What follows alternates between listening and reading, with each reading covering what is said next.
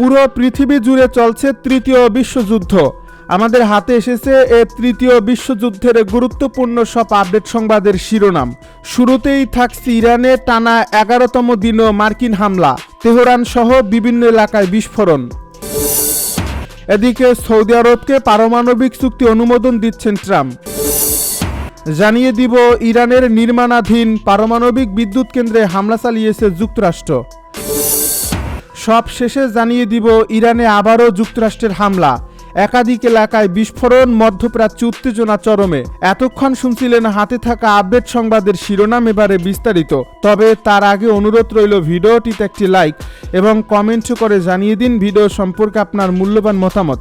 আরও জানিয়ে দিন ভিডিওটি কোথা থেকে দেখছেন বা কোন জেলা থেকে দেখছেন।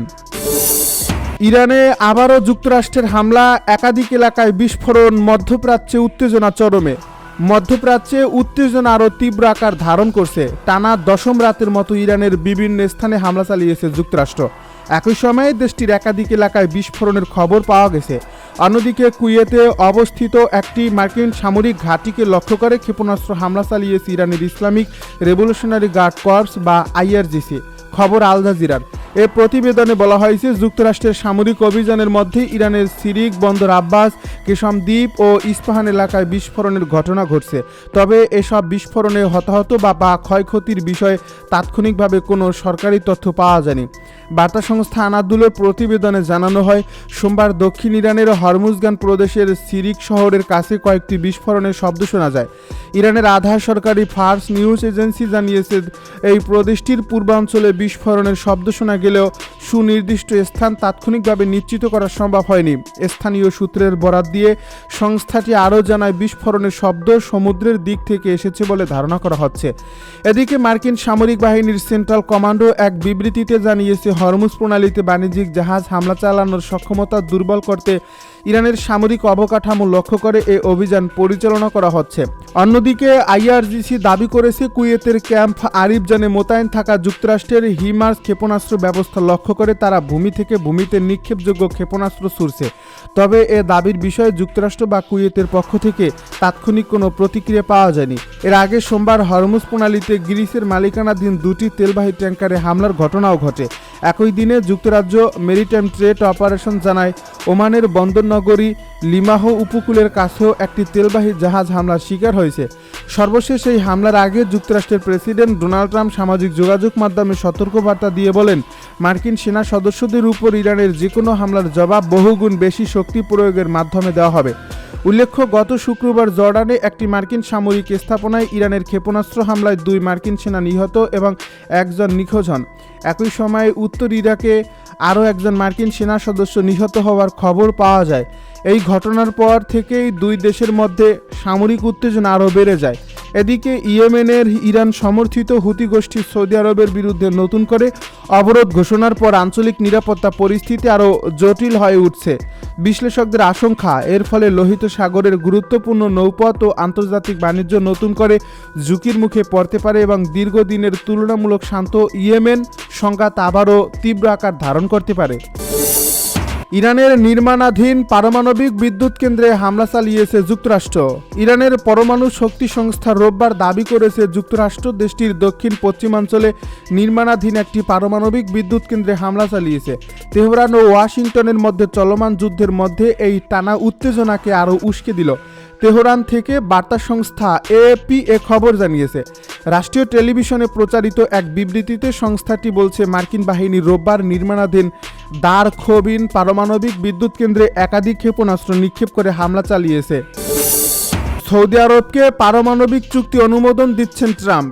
সৌদি আরবকে বেসামরিক পারমাণবিক কর্মসূচি গড়ে তোলার সুবিধা দিয়ে একটি ঐতিহাসিক চুক্তির আনুষ্ঠানিক অনুমোদন দিয়েছেন মার্কিন প্রেসিডেন্ট ডোনাল্ড ট্রাম্প।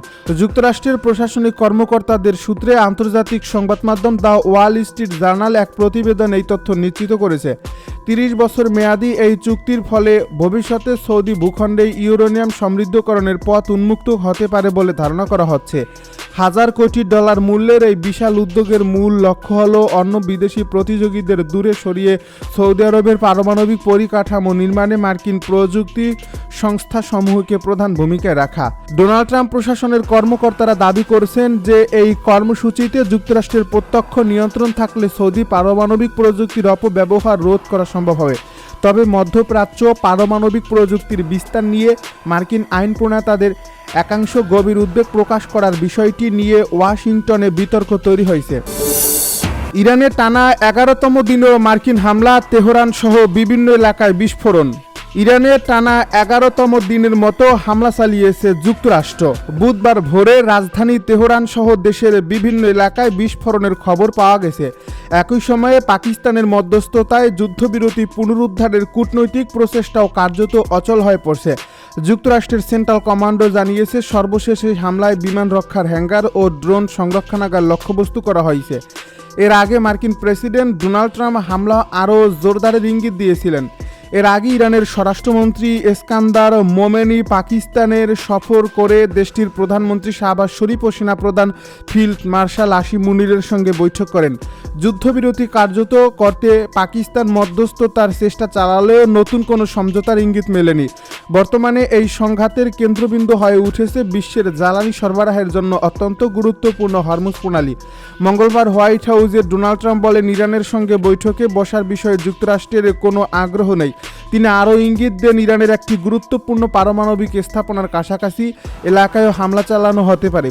এদিকে ইরানের রাষ্ট্রায়ত্ত বার্তা সংস্থা ইরিনা জানিয়েছে তেহরানের পাশাপাশি বুশেহর, পূর্ব আজারবাইজান, হামাদান, হরমুজগান, খুজেস্তান এবং শিয়েস্তান ও বেলুচিস্তান প্রদেশে বিস্ফোরণের ঘটনা ঘটেছে।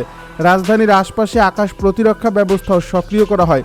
এর আগে মঙ্গলবার হরমুজ প্রণালীতে একটি তেলবাহী জাহাজে হামলা চালানো হয়। এতে এই জাহাজটির নাবিকরা সেটি ত্যাগ করতে বাধ্য হন।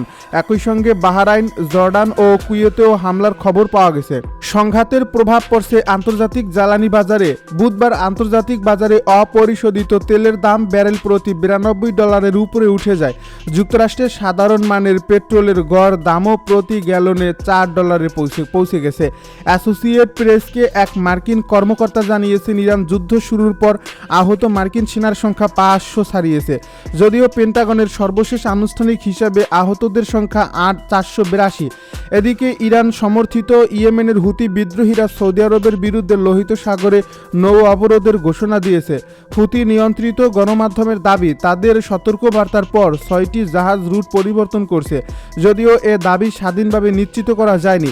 অন্যদিকে British United kingdom maritime trade operation জানিয়েছে, নোমান উপকূলের কাছে হরমুজ প্রণালীতে একটি তেলবাহী জাহাজে হামলার ঘটনা ঘটেছে। এই হামলার দায় স্বীকার করেছে ইরানের বিপ্লবী গার্ড। সেন্টকমের দাবি, হরমুজ প্রণালীতে চলাচলকারী 8টি বাণিজ্যিক জাহাজের গতিপথ পরিবর্তন করা হয়েছে এবং একটি জাহাজ অচল করে দেওয়া হয়েছে।